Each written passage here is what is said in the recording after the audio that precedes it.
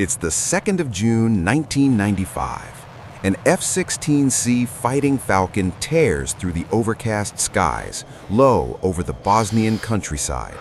The pilot is Captain Scott O'Grady, and his mission is to patrol the no-fly zone over Bosnia as part of Operation Deny Flight.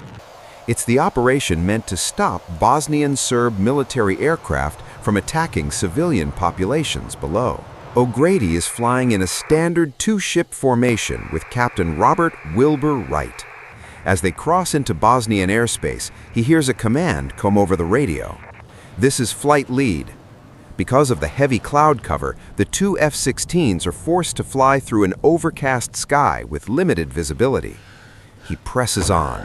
If he is to make it home safely, he has to remain aware of the threats below. A routine patrol. Fortunately, he is in one of the most capable fighter aircraft ever built. The F-16's speed and agility make the compact fighter a difficult target to hit, and its onboard warning systems can detect enemy radar, allowing pilots, so far, to evade threats on every mission. That is, every mission until this one. On the ground, an anti-air missile battery is waiting for him. It's a mobile 2K-12 Kube, NATO designation SA-6 gainful, and it has been repositioned into a carefully laid trap near Mrkonjić Grad. The Bosnian Serb crew has been tracking NATO flight patterns for weeks, and they think today is their best chance to take down one of the patrolling jets. Sweep the skies, the battery commander orders, and a target acquisition radar flickers to life. It's on. They know that by switching their radar on and off in short, intermittent bursts, they can avoid detection by the F-16's warning systems. I don't see the target, but the overcast sky works in their favor, as the American pilots cannot visually spot any launches. Looking closely at the scope, the crew sees something. I see it. One contact moving through the clouds directly overhead, right in the kill zone. The target is here. Turn on the tracking radar. It's on. We have seconds. I don't see it. Nothing. Keep looking. O'Grady's F-16 speeds along its patrol route, the pilot scanning instruments as usual. Let's go again. Tracking is on. The battery commander double-checks the radar. He can see the target. It's right above them. And they've waited for exactly this moment, when the aircraft is directly overhead, where its warning and countermeasures are at their weakest. I have it! I have it! Tracking confirmed! Tracking confirmed! Launch! Two missiles fire off the launcher in quick succession, streaking up through the clouds. O'Grady's instruments suddenly alert him that a missile is coming, but because he is flying through the overcast sky, he cannot see it. The first missile explodes between the two F-16s. Wright sees a flash. The second missile strikes O'Grady's aircraft dead on. They follow the path locked by the radar and detonate. His wingman watches in horror as the F-16 bursts in flames and breaks in two.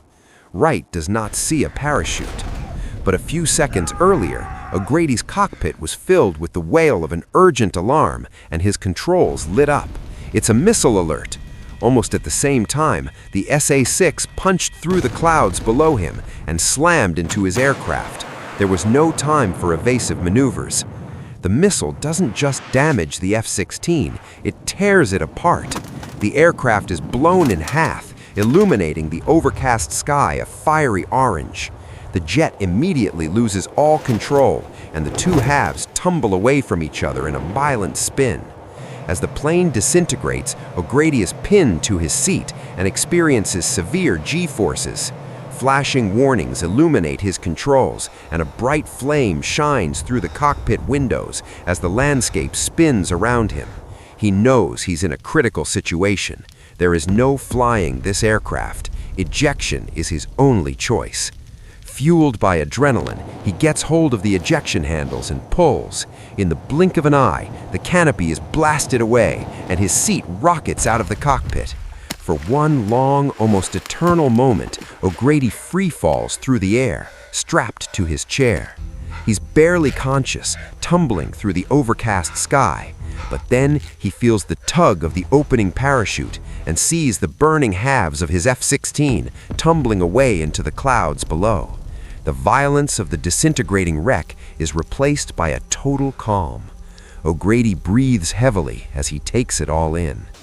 He's alive. But then another thought hits him. He's coming down into Bosnian Serb territory, a population he's been briefed would be extremely hostile. If he can't fall to the ground unseen, his chances of rescue drop to almost nothing. He looks around. The overcast sky might be his only friend now, concealing him from eyes below. Please. He hits the ground hard and immediately grabs his 29-pound survival bag. He knows the enemy are going to be searching for him. O'Grady runs for cover, finds a patch of thick undergrowth, and throws himself face down into the dirt. He quickly smears mud all over his face and tries to disappear into the earth as he awaits rescue. News of the downed plane quickly spreads. The Bosnian Serbs waste no time and rapidly initiate a search. All around him, the activity gains momentum as more and more men appear. Bosnian Serb soldiers comb the area, finding his parachute within minutes. They know he's close. Flashlights illuminate the fields and rifles crack in the air. Half a dozen times they fire their weapons just feet from where he is hidden, trying to flush him out or kill him. O'Grady can do nothing but lie face down and pray. He stays still and quiet like a rock, quieting his breath. The soldiers get closer. He hears boots crunching through the undergrowth right beside him. He weighs his options. He has no real weapon against a squad of armed soldiers.